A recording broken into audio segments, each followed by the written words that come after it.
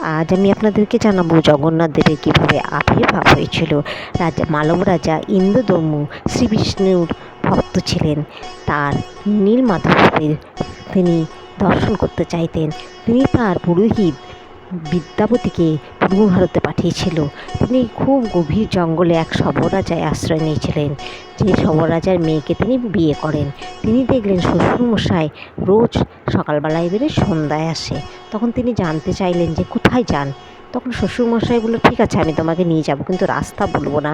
তখন চোখ বেঁধে তিনি নিয়ে গেলেন এবং একটি অপূর্ব নীল মূর্তি দেখালেন। সেই মূর্তি দেখে তখন জানতে চাইল যে আমি কি করে রাস্তাটা পার করবো তার মেয়ের কাছে। তখন তার মেয়ে বুদ্ধি দিল, তুমি সর্ষের বীজ নিয়ে যাও, বাবার সঙ্গে যাবে, চোখ বন্ধ করে যাবে, রাস্তাটা বেরিয়ে যাবে।